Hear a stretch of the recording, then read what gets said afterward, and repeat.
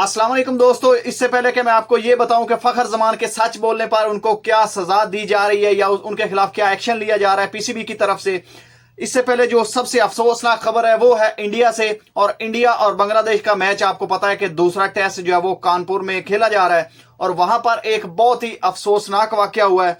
और वाकया यह हुआ है कि वहां पर जो मौजूद थे स्पेक्टेटर्स और फैन, स्टेडियम में बहुत बड़ी घमासान लड़ाई हुई है। आप अक्सर देखते होंगे कि बांग्लादेश का एक फैन है जो कि पूरे जिस्म पर जो उसने एक टाइगर जैसा टैटू बनाया होता है और वो पूरा खुद ही टाइगर बना हुआ होता है और सेलिब्रेट करता है अपनी टीम की चौके छक्के या जो भी खिलाड़ी विकेट लेता है तो वो भी साथ में जो है वो सेलिब्रेट करता है और सबको एंटरटेन करता है ग्राउंड में। और ये कुछ नासूर हैं, ये मैं ये नहीं कहता कि ये इंडिया में पाए जाते हैं, ये हर जगह पर पाए जाते हैं। और ये आपको पहले भी खबरें आपने सुनी होगी कि जब ये टूर शुरू होने वाला था तो जो बांग्लादेश में सरकार बदली उसकी वजह से वहां पर कुछ जो बदमजगी हुई हिंदुओं और मुसलमानों के दरमियान और इसकी वजह से इस सीरीज से पहले थ्रेट्स भी मिले बांग्लादेश की टीम को।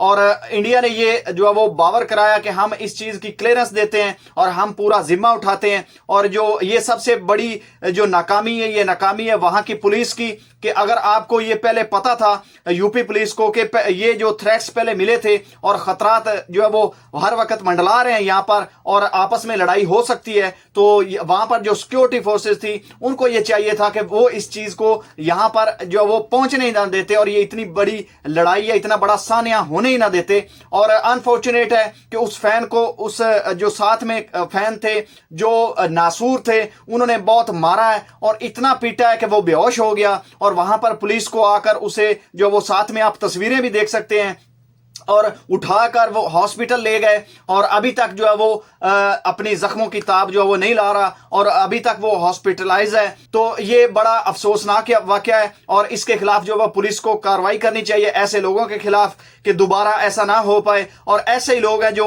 अपने मुल्क का नाम बदनाम करते हैं, उनको ये नहीं पता कि ये जो पूरा मैच है ये इंटरनेशनली लाइव दिखाया जा रहा है और इससे इंडिया की इमेज पर जो है वो बातें उठेगी और इसकी वजह से जो वो बदनामी का बायस बनेगी ये सारी हरकतें जो हरकतें वहां पर मौजूद फैंस ने की है।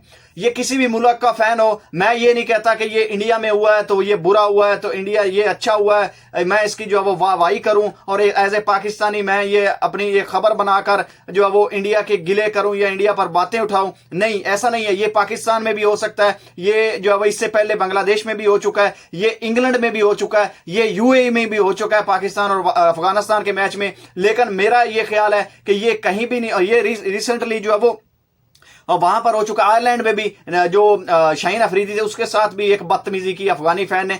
तो ये होना नहीं चाहिए। कोई भी किसी भी मुल्क का फैन हो तो उसको इस चीज का ख्याल रखना चाहिए कि ये जो मैचेस होते हैं ये इंटरनेशनली लाइव पूरी दुनिया देख रही होती है और अगर इससे किसी भी मुल्क का एक बंदा जो है वो अगर कोई ऐसी घटिया हरकत करता है तो वो पूरे मुल्क की बदनामी होती है।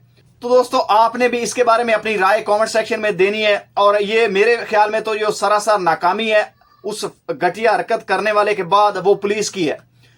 पहले क्योंकि थ्रेट्स मिल रहे थे तो सिक्योरिटी को टाइट करना चाहिए था और ऐसे फैंस को जो वो मॉनिटर करना चाहिए था कि ये फैंस जो अब आपस में लड़ सकते हैं, यहां पर ज्यादा लोग बैठे हैं, ऐसी चीजों का ख्याल रखना चाहिए। ये पुलिस की भी नाकामी है। तो दोस्तों आपने अपनी राय का इज़हार जरूर करना है और आगे चलते हैं अगली खबर की तरफ के फखर जमान के खिलाफ जी, जो आपको मैंने पिछली वीडियो में बताया था कि फखर जमान ने जो है वो नंगा किया है। फखर जमान ने पीसीबी के जो एक ऑफिशियल है जो मुसलसल पाकिस्तान के क्रिकेटर्स को थ्रेट्स करता है, उनके खिलाफ जो है वो बुरी बुरी हरकतें करता है और पाकिस्तान की क्रिकेट को तबाह कर रहा है और काफी सारे प्लेयरों के कैरियर वो खत्म कर चुका है। जहां पे वो मोहम्मद आमिर हो, एनओसी की वजह से उनको भी एनओसी एक दो बार नहीं मिला तो उन्होंने जो है वो बहाना बन गया कि मेरी मैनेजमेंट के साथ नहीं बनती, हालांकि वो भी इतनी ताकत नहीं रखते थे कि वो नाम ले सके। ये बंदा जो है वो पिछले 15 साल से पाकिस्तान के बोर्ड में बैठा है और ये दीमक की तरह चाट रहा है। ये बंदा उस्मान वाला जो है जिसका नाम है और इसके सर पर मुझे जो खबर मिली है बहुत बड़े आदमी की जो है वो हाथ है, आशीर्वाद है और इसको जो है वो पीसीबी चेयरमैन भी कुछ नहीं कह सकते। ये इतना बड़ा इसके सर पे हाथ है और इतना बड़ा आशीर्वाद है इस बंदे को, तो ये जो है वो अपनी मनमानियां इसीलिए करता है। और आपने देखा होगा कि चाहे वो इमरान खान का दौर हो, चाहे वो नून लीग का दौर हो, चाहे वो पीपल्स पार्टी का दौर हो, लेकिन ये बंदा सारे चेयरमैन बदलते रहे, प्लेयर्स बदलते रहे, टीमें बदलती रही, लेकिन नहीं बदला तो ये बंदा नहीं बदला। तो अब खबर ये आ रही है कि इस बंदे की इतनी बड़ी जो यानी कि इसको पीछे से जो है वो इसके ऊपर इतना बड़ा हाथ है और इसके बड़ी ताकत है इसके पास फैसले लेने की। और जैसे इन्होंने मोहम्मद आमिर का कैरियर तबाह किया, जैसे इन्होंने बाकी इमाद वसीम ने एक दो बार उसको भी नहीं एनओसी मिला, तो असल बात तो बताते नहीं प्लेयर कि हमारे साथ हो क्या रहा है। वो डाल देते हैं कप्तान पर, वो डाल देते हैं दूसरे कोच पर, वो डाल देते हैं मुझे मौका नहीं मिल रहा, ये नहीं हो रहा। ठीक है, वो भी बदमजगी होगी, आपस में कुछ मसाइल होंगे, लेकिन जो सबसे बड़ा मसला है वो ये बंदा है। और इसने जो है वो शर्जील खान का फिटनेस टेस्ट के नाम पर वो अब south Africa T10 Afro cup खेल रहा है, वहां पर वो 20-20 30-30 बालों पर 50-60 रन मार रहा है। तो वो क्या वो फिट नहीं है? वो छक्का मारते हुए क्या उसकी जो वो कमर में दर्द होती है? वो फिट है ही तो खेल रहा है ना।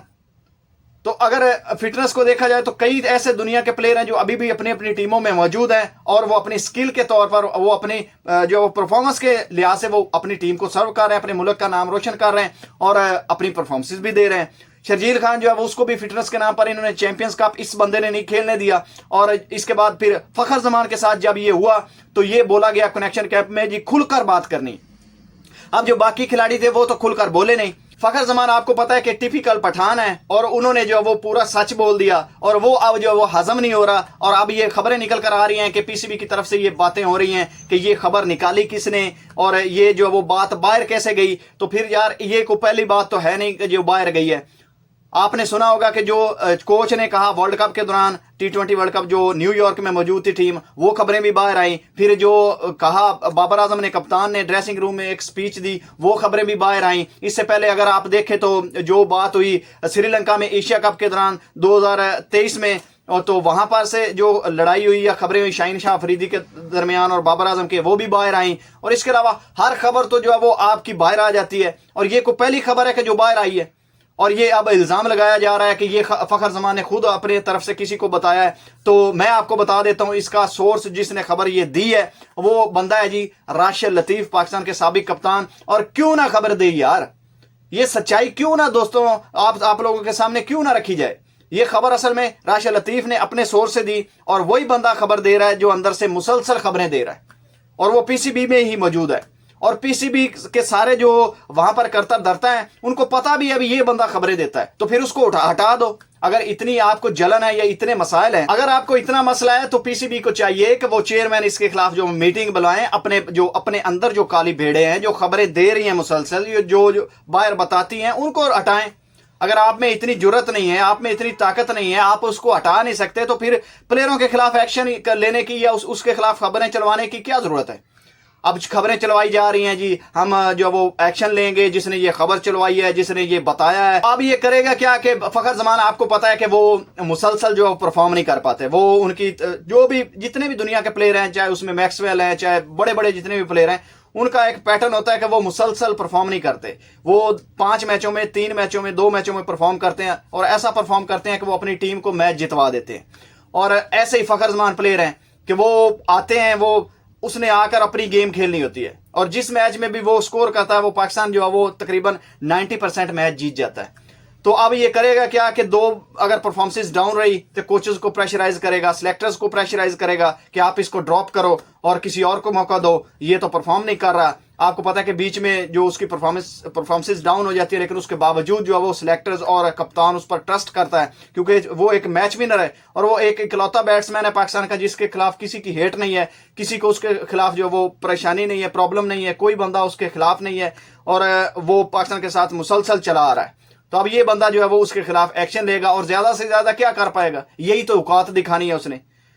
तो मेरा ख्याल है कि अगर ऐसा कोई मामला हो आने वाले वक्त में तो मेरे समेत जितने भी फैंस हैं उनको चाहिए कि इसके खिलाफ जो बात उठाएं और कम से कम अगर कुछ भी नहीं कर सकते, मेरी तरह किसी का यूट्यूब चैनल नहीं भी है, तो अपने टिकटॉक पर, अपनी फेसबुक पर, अपने सोशल मीडिया अकाउंट्स पर, इंस्टाग्राम पर वो एक पोस्ट तो डाल सकता है ना। तो जो क्रिकेट से फैन है या पाकिस्तान की क्रिकेट को बेहतर देखना चाहते हैं तो उनका इतनी जिम्मेदारी बनती है।